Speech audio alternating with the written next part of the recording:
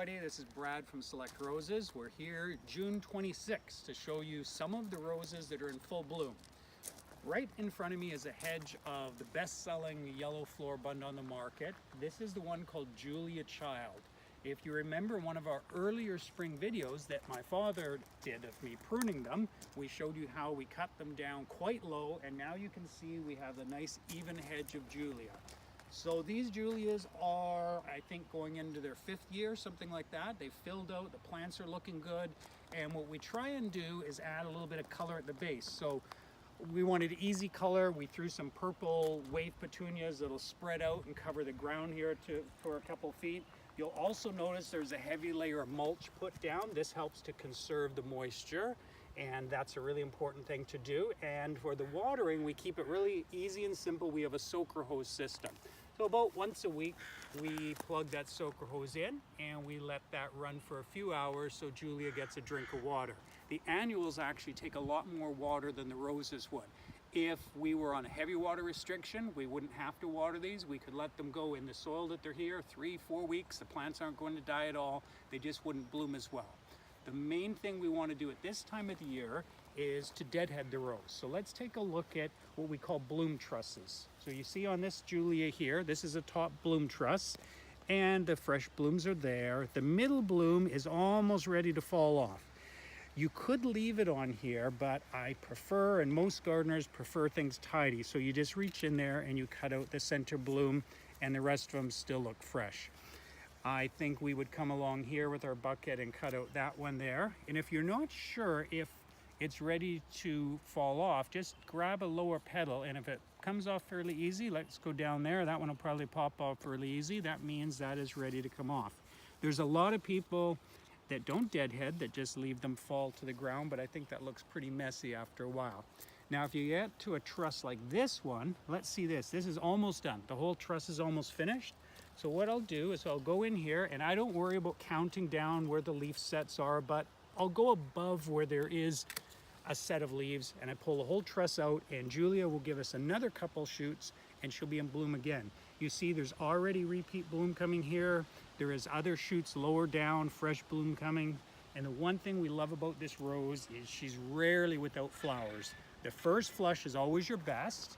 And then if you do an even deadheading, or if you want to actually time, if you have a garden party and you want to time it, you could deadhead the whole plant. So trim the buds and everything off. At this time of the year, you'd wait about 4 weeks and you would have a big, fresh, new planted Julia Child blooming again, timed exactly right for your garden party. We're looking at another plantation of Julia Child. So there's 3 plants crowded in here. This is an old bed that floods in the winter. It's not the best soil in the world. The roots drown, so the plants that we have in this bed here are always under stress. You can see they're in the shade now. We're about 3 in the afternoon. They get some morning sun, some sun later in the day, so they're getting the minimum, but not ideal. So what I wanted to explain to people was, yes, you can grow a rose, a decent rose, if it's in less than ideal conditions, but expect that you might have a few more problems. So if we look, there's 3 plants here of Julia, and this one that looks like it's not really filling in as much as it used to. If we look down at the base, we can see it has a little bit of black spot.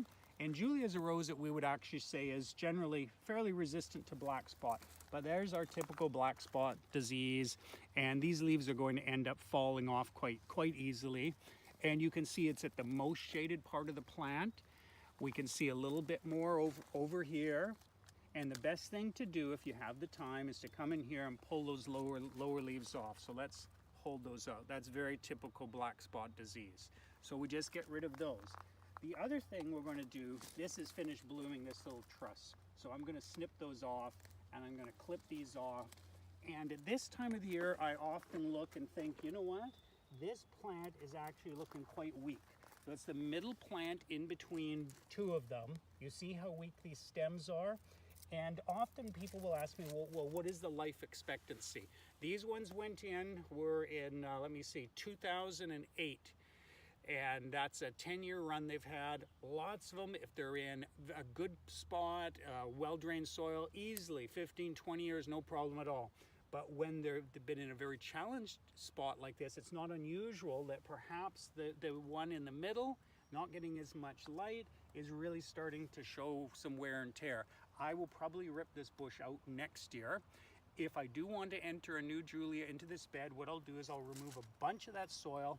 I'll let a nice Julia rose fill out in one of our 3-gallon pots, and I'll take one that's already with a couple feet of growth on it, and I'll plunk it in the middle, and I'll make sure that these other Julias are hard pruned that spring so the new plant has a chance to catch up to it. The other thing I'll do, all of these shoots here that I'm looking at that I see have a bunch of black spot on it should come off, because they are not going to help the plant at all. So I'm going to actually create a bit of a hole in the bed here, and some people might think, well, that doesn't look that nice, but it wouldn't look nice if we left all the disease forming on the plant to spread to the other bushes that are still, if you look up at the top here, filling out pretty nice. So we still have a big show going on. Julia's doing fine. The middle plant not looking quite as good. Let's look at this beautiful variety here. A lot of people will ask us, why don't you bring in some of these older ones? This is one that goes by a few names. A popular name was Tabri, the other name was Hannah Gordon. Whatever you want to call it, it is a gorgeous rose. It wins at the shows all the time for these big sprays of blooms. It is a stunning variety, but in our climate, especially if you have it in a challenged situation like this, it's quite prone to black spot. And because we don't spray for disease anymore in Canada, we're not really allowed to buy any toxic chemicals. Older varieties like this are slowly coming off of the market, and they try and replace them by ones that are as pretty but don't get black spot. So far I haven't seen anything that looks like this so that doesn't get black spot. So this one I baby along and I leave these plants in here, but we know by mid to late summer we're going to lose some leaves. When the trusses are done, these gigantic trusses on this one, we take the whole truss off like that.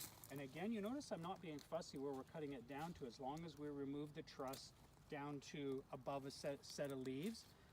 It is not unusual that you will lose on some of your floribundas. There was a heavy shoot down here, a whole bunch of these, and people often ask me, well, what should I do? It's out in the middle of the pathway. It is not going to harm your bush to trim it away like that. Get rid of the whole piece so the plant looks in balance again. These ones are finished down here, so we'll snip these ones off, put them off to the side, and then what I try and do is just take out the middle ones and leave the rest of them looking as pretty as they can. Another variety I wanted to show you that's really famous is Alina. I'll reach in here. Alana, you can show them that one there. These have been in here for 10 years, looking great. It's a tall growing variety on the outside of the bed. This is one of the best roses in the world, Alina. We always sell it early in the season. Here's something interesting about Alina. In our market here, in our climate, and in our containers, Alina a lot of times will get a little bit of powdery mildew. Once it's established in the garden, not a problem at all. It's a strong growing plant, it's healthy, we see it growing in a lot of the parks. Everybody that has one tells us it's one of their favorite cream soft yellow roses. And yet at a garden center level, when we're looking at a good nursery plant to have, it's not one of our favorites because we get a little bit of mildew on it early in the season. So that's the only reason why perhaps some other nurseries won't carry a rose like that, and it can be a little bit harder to find. But as far as a rose that produces in the garden, look at these old plants in a challenged bed in part sun, and they're still loaded with blooms. Here's a great new variety. Look at how clean the foliage is on this. This is one of the Cortez roses that's called Sunny Sky. Really strong growing plant. We replaced the soil when these went in the other year. And we'll just look down at some of the lower blooms blooming from top to bottom. So it's a soft yellow, with a little bit of pink at the edge. And then later in the season, it will change and it'll become brighter yellow. Even though it's a hybrid tea, we'll get some single blooms, but you'll also get these big sort of candelabra or sprays of blooms, and that's just the way they grow. Sometimes when you've had unusual weather conditions, like we've had this year, we've had hot, followed by cool, followed by hot again, you'll get some flowers that have damage like this. We know, we've looked in there, and we know it's not damage from thrips. All it is these screwed up little blooms, unfortunately, are just weather damage. Some of them will open, a few of them might not open, but you know what? When it makes this many blooms on a clean plant, that's okay by me, no problem at all. And you notice there isn't any black spots showing up on this plant, and they're not sprayed at all. So that's a great new variety, and that's the one called Sunny Sky. I'm gonna tell you a little bit about fertilizing now. These had a spring fertilizing, and they had the mulch put down. So we have our heavy mulch at the edge of the bed here, and it's still damp down below there. So now when it comes time to give them their second feeding, I usually do that sort of when they're just passing the peak bloom, a good handful of food per plant, and I'll go around, basically I'll count if we have 5 or 6 plants, that means in this area we need 5 or 6 handfuls of our Select Rose food. You put it down and then you just scratch it in. If you have a layer of mulch, scratch it in fairly thickly or sort of fairly deeply. If you know it's not going to rain, it's important to water it in after. It only works if it's being watered in. The little surface roots will come up and take a feeding now. And then your third or your last feeding you're going to be due will be a little bit later summer, and that'll push the fall bloom, but you don't want to feed in the fall or very, very late summer, because you want the plant to start shutting down and to harden up before we move into winter. As far as watering, again, the soil here is pretty heavy clay soil. I would water these roses in the heat once a week, twice a week with a soaker hose. That's enough. Don't go out there and water them every day. If you have decent soil and you've mulched them, a good watering once a week, twice a week at the most, is more than enough to keep them happy. Thanks for watching.